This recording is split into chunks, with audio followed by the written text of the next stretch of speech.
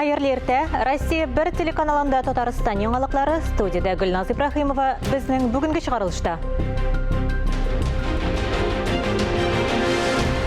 Татарстан президентының безнең ишегалды программасы буенча эш бара. Рөстәм Миңнеханов Киров районы ишегалларын карады. Төлкеләр авылга ияләшкән Түбән Кама районында кыргый җәнлекләр еш күренә.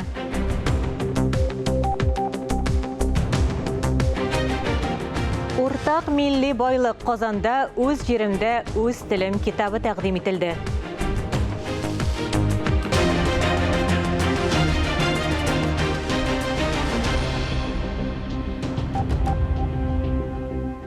Татарстан президенты Рөстәм Миңнеханов Казанның Киров районында ишегалларын сөкләндерү белән танышты. Алар безнең ишегалды республика программасы буенча тәртипкә китерелә. Алдан планлаштырганча җәяүлеләргә уңайлыклар тудыру игътибарга алынды. Йортлар янында яңа куркынычсыз тротуарлар формалаштырылган, ишегалды территориясе яктыртылырга тиеш. Күп функцияле балалар мәйданчыгын, юлларны сөкләндерү дәвам итә. Шулай ук проектта заманча урам җиһазлары, велопарковка урнаштыру каралган. Эшләрне быелның 3-нче кварталында тәмамлау күздә тотыла. Исегезгә төшерәбез, 2021 елда республикада барлыгы 1074 ишегалдын ремонтлау күздә тотыла. Шуларның 220-е Казанда. Быелның 1-нче яртысында Трак коммуналь хуҗалыгы өлкәсендә иҗтимагый контроль төбәк үзәгенә 1000нән артык гариза кергән. Ведомство чыгарган йомгаклар шундый. Татарстанда яшәүчеләр ешрак йортларны җылыту, капиталь ремонт мәсьәләләре буенча мөрәҗәгать иткән. Шулай ук кайбер вакытта белгечләр кызыклы тенденцияны билгеләп үтә. Элек коммуналь хезмәтләр өчен түләүләр иң борчыган тема иде. Хәзер исә артык җылытудан яки салкыннан зарланалар. Күпләрне үзләре яшәгән йортның ремонт программасына кайчан керүе кызыксындыра. Үзәктә шулай ук коммуналь белемнәргә дә өйрәтәләр. Берничә ел инде семинарлар уза. Әлеге курсларны 12 000 кеше узган. Хәзер һава торышы хакында. Синоптиклар фаразына караганда бу көннәрдә температураның югары булуы көтелә. Шул ук вакытта яшенле яңгыр урыны белән боз явуы, җилнең тизлеге секундына 22 метрга кадәр җитәргә мөмкин. Фатирлардан, өйләрдән чыгып китәр алдыннан тәрәзәләрне ябарга онытмагыз, сак булыгыз. Киләсе елда Казанның 18-нче гимназиясендә 300 укучыга исәпләнгән өстәмә корпус ачыла. Төзелешне Казан мэры Илсур Метшин контрольдә тота.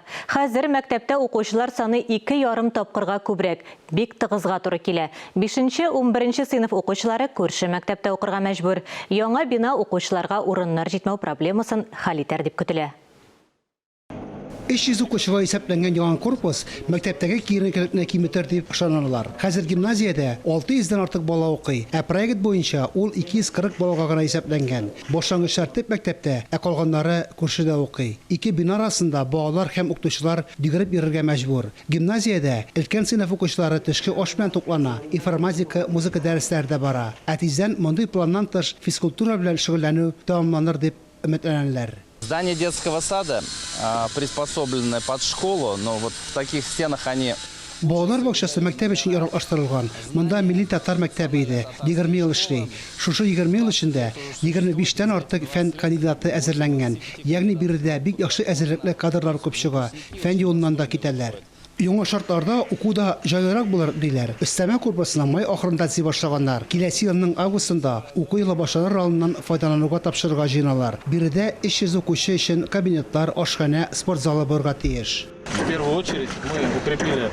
Без беренче булып, әлеге гимназиянең хәзерге корпусы тирәсендәге грунтны тигезләдек. Нигез салу эшләренә дә керештек. Бүгенге көндә монолит эшләрен якынча 30% башкарылды инде. Гимназиянең төп бинасы да ремонтлана. Биредә капиталь ремонт булса да, күп нәрсәне яңартырга кабат вакыт җиткән. Барлык эшләр тәмамланганчы укучыларны 42-нче мәктәп кабул итә. Гомумән алганда, Казанда 5 ел эчендә 13 мәктәп төзелгән. Төзелеш югары темплар белән бара. Быел 8 балалар бакчасы, 2 мәктәп ачыла. Салават күпре трак комплексында 189-нчы гимназия тулы куәтенә эшли башлый. Фанис Мөхәммәтов, Анна Халиуллина, Татарстан яңалыклары. Көннәрнең эссе һәм корытыруы сәбәпле республиканың 42 районында гадәттән тыш хәл режимы кертелгән. Бу хакта Татарстан онлайн программасының турыдан-тур эфирында Татарстан премьер-министры урынбасары, авыл хуҗалыгы һәм азык-төлек министры Марат Жаббаров хәбәр итте. Ел авыл хуҗалыгы бигрәк тә игенчелек тармагы өчен авыр килде. Яңгырлар Чүпрәле районында гына яуган. Әгәр хәзерге кебек көннәр коры турса, бу районда да гадәттән тыш хәл кертелергә мөмкин, диде министр. Югыйсә, язын барысы да яхшы башланган иде. Яңгырлар вакытында яуды. Чәчү эшләре дә тиешенчә оештырылды. 1 гектарга 70 килограммнан артык ашлама кертелгән, ләкин артык эсселек, яхшы яңгырлар яумавы үз тәтмәләрен кертте. Малларга җитәрлек күләмдә азык әзерләүдә проблемалар бар.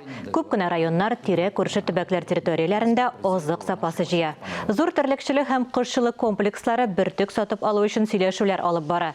Шәхси хуҗалыкларда да маллар санын саклап калу мөһим. Бүген Татарстан Республикасы Милли музейы Казан халкына һәм кунакларына яңартылган эчке ишек алды, ягъни мәдәни мәйдан тәкъдим итә. Анда җәй дәвамында әдәби музыкаль чаралар оештырырга һәм кино, спектакльләр күрсәтергә планлаштырыла. Бу хакта Татар информ мәгълүмат агентлыгында узган матбугат очрашуында хәбәр ителде. Татарстан Милли музейының мәдәният министрлыгы ярдәме белән оештырылган әлеге һава проекты батала. Саф һавада күңел ачу, ял итү өчен тәкъдим ителгән әлеге проектта Мәскәү кунаклары да катнаша. Мәдәни чара кичке сәгать 7-дә башлана. Илем хәзерге җиңел булмаган вакытта андый мәйданчыкларны ачу ул бик дөрес һәм бик әһәмиятле усул дип ышанам. Һәм мин ышанып калам, бу мәйданчыкның киләчәге бик зур һәм бөтен безнең шәһәрдә яшәүчеләрне, кунакларны без бу чарага көтеп калабыз һәм чакырабыз. Казанда үз җиремдә үз телем китабы тәкъдим ителде. Татар зыялылары җыелган чарада сөйләшеп быел буласы халык санын алу мәсьәләләре татар кешесенең үзаңы турында барды. Китапны Мәскәү татарлары штабы һәм Аксу продюсерлык үзәге чыгарган. Очрашуга Татарстанда чыга торган басмаларның мөхәррирләре, галимнәр, шагыйрьләр, музей, театр һәм иҗади берләшмә җитәкчеләре, фән докторлары җыелды. Мәскәү татар штабы җитәкчесе Рөстәм Ямалиев бу басманы татар халкының үсеш стратегиясенең аерым том итеп җыеп булуында ассызыклады. Монда бик иманлы, бик рухлы кешеләрне без җыйдык. Монда яшьләр дә бар. Bütün возрастлар бар монда. Bütün профессиялар, академиклар, профессорлар и бик анда берничә шундый бар чыгыш татар укытучылары бар. Философлары бар. Яшьләр монда язганнар. Әлеге басма бөтен дөньяда сибелеп яшәүче татарлар өчен маршрут картасы. Якын арада татарлар яшәгән 20 шәһәрдә китапны тәкъдим итү кичәләре уздырырга ниятлиләр. Халык саны алу ел вакытында һәркем үз өлешен кертергә тиеш дип уйлыйм, чөнки ул халкыбыз өчен, гомумән безнең өчен генә түгел, бүтән милләтләр өчен дә зур сынау. Бу проект менә шушы безнең халкыбызга безнең әкелләребез битендә халкыбызга мөрәҗәгать юлламалар булган. Шулар бөтенсен туплап, без җыентыгы итеп, милләтнең үз аңын үстерү, үз халкың белән горурлану һәм әлбәттә тел байлыгын арттыру. Китап итү теге аудио һәм видео рәвешендә биргәндә тәэсире дә көчлерәктер. Һәм иң мөһиме, аны бөтен дөньяга чәчелгән татарларга җиткереп була. Китап авторларының берсе Рабит Батулла аның эчтәлеген югары бәяләде. Татарның бит аның миннән артык шагыйре генә бар. Нәкисәбәт әйтүе буенча 2225 ел дәвамындагы тарихта 1200 шагыйр бар. Татарлар бар өлкәдә дә югары потенциалга ия халык булып санала. Чынлыкта, иҗатта, фәндә һәм мәдәнияттә үз илләренең шикләрен узган кешеләрне халыкның йөзе дип санау урынлы булыр. Киләчәк буыннарның да данлыклы Нуриев, Тукае булырга тиеш. Ә иң мөһиме татарлар турында бөтен дөньяга таныта белүдә кирәк бит әле. Ләлә Зайнуллина, Ирек Хамидуллин, Татарстан яңалыклары. Төбән Кама районының Борык авылында төлкілер күренә башлаган. Әлегә зур зыян салмасалар да борчылырга нигез бар. Берничә көн инде кыргый хайваннарны үз хуҗалыклары тирәсендә күрүчеләр дә бар. Шуңа күрә тиешле органнардан чара күрүне сорыйлар. Обычно я накладываю в миску суп. Кошку кормлю на улице. И когда у меня начала посуда быть чистой абсолютно, я так обрадовалась. Хуҗа үз мәчесенә куелган ризыкны төлкенең ашавын күреп алган. Биредә ул төннәрен күренә башлаган. Төлке инде хәйләкәрлеген итә, көндез күренмәгән. В 12 часу заметил, как это лиса. Төнге сәгать 12-дә төлкенең ашавын күреп алдым. Башта ашны мәчебез ашый дип сөенгән идем. Төлке ияләшкән булып чыкты. Төлкеләр авылның төрле башында күренә. Йорт хайваннарына яки кешеләргә һөҗүм иткәннәре юк. Шулай да котырган булулары мөмкин. Сакланырга кирәк дип борчыла авыл халкы. Очень бы не хотелось садиться на карантин. Күрше авыл җирлегендәге кебек карантинга утырасы килми, территорияда йөрисе килә. Бу хәлгә игътибар итсеннәр, хайваннарга контроль урнаштырсыннар иде. Аучылар сүзләренә караганда, төлкеләрнең авылда барлыкка килүе гаҗәп хәл түгел. Кешеләргә, хайваннарга һөҗүм итү очраклары юк. Алар котыру белән чирләми. Говорить о том, что все лисы... Төлкеләр ширле дип әйтеп булмый. Ул чакта үзләрен агрессив тотарлар иде. Ширле төлкенең күзеннән яшь ага, тешли. Янәшәдә үскән төлкеләр дә кешеләргә ияләшергә мөмкин бит. Шуңа да карамастан хәбәр аучыларга билгеле, белгечләр территорияны карап чыгарга шандыра. Әгәр төлкеләр күренсә, аларны тотарга җыеналар. Алия Галиуллина, Сергей Лызаев, Татарстан яңалыклары, Түбән Кама районы. 1758 елда Казанда гимназия ачылып, бер туган державиннар шушы уку йортына килеп эләгә.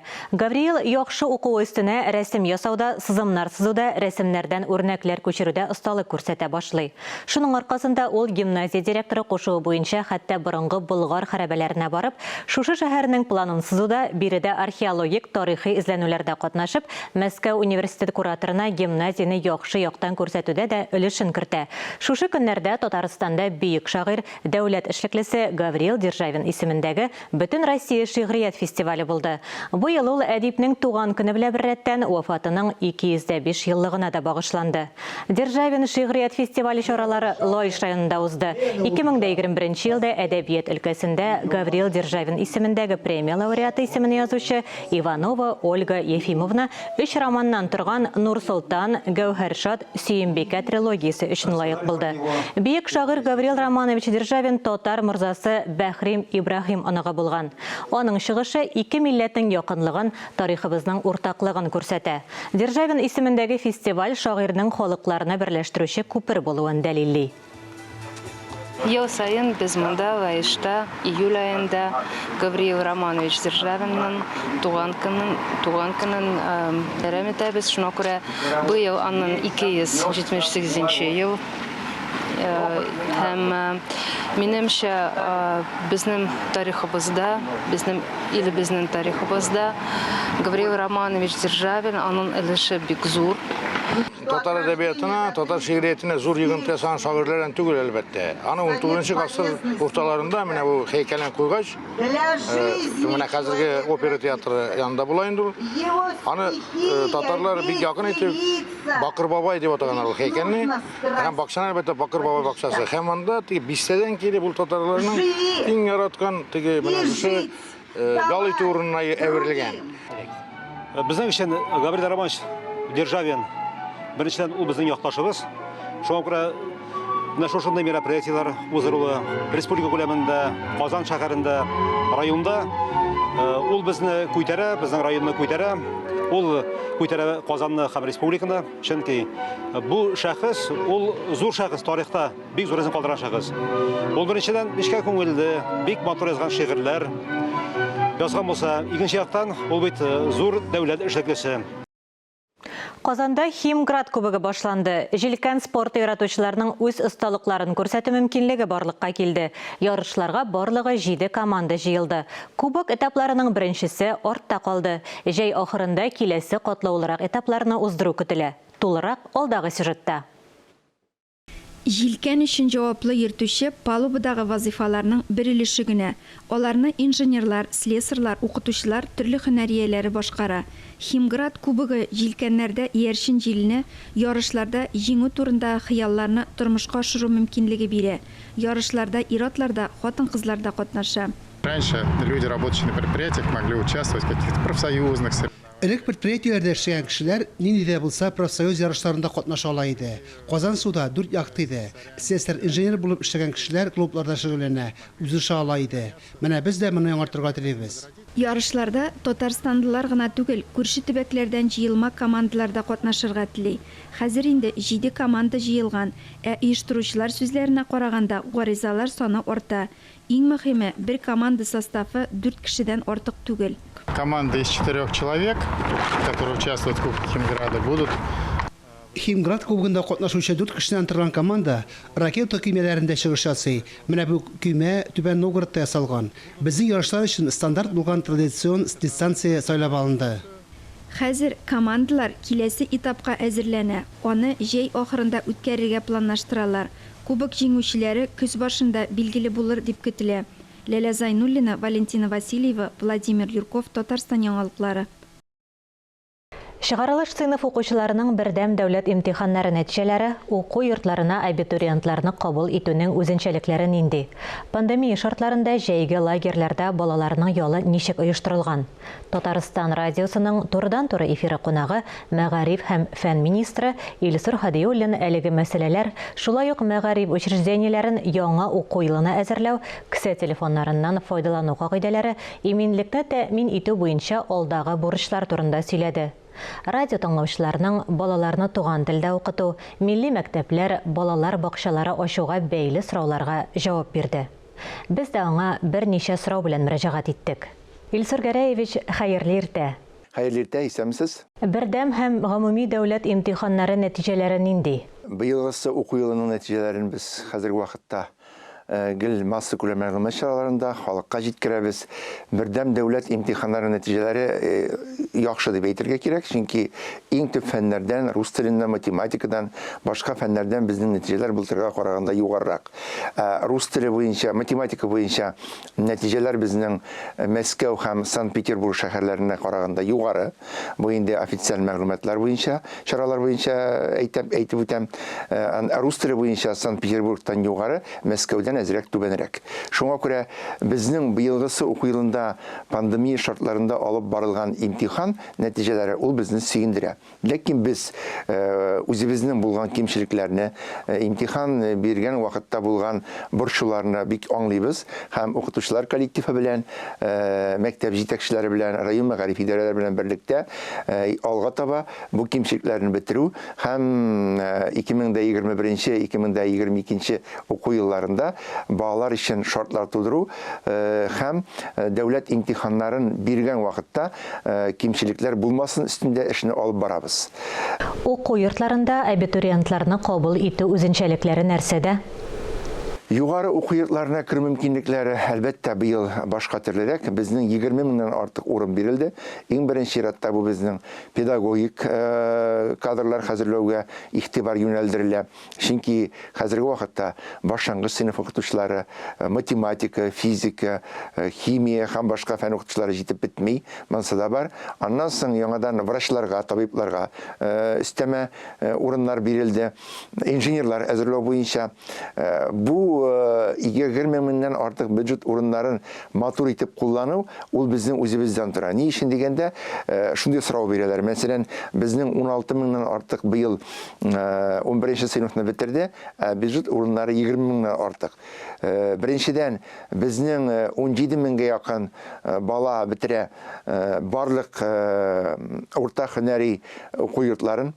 Икенчедән, узган ел укырга керә алмаган, төрле сәбәпләр аркасында югары уку йортларына бармаган кешеләр саны бар. Аннан соң чит регионнардан килгән абитуриентлар бар, чит илләрдән килгән абитуриентлар, шуңа күрә бюджет урыннары бернинди артык урын булмаячак. Конкурс гадәттәгечә ул зур, төрле фәннәр буенча, төрле белгечләр буенча конкурсның саны инде ул шуңа бәйле. Ә менә пандемия шартларында балаларның ялы ничек оештырылды? Балаларның җәйге яллары ул әлбәттә айрым программа буенча алып барыла.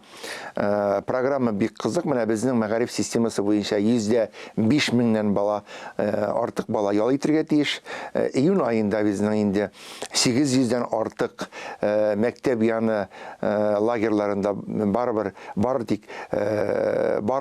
55 меңнән артык бала ял итте.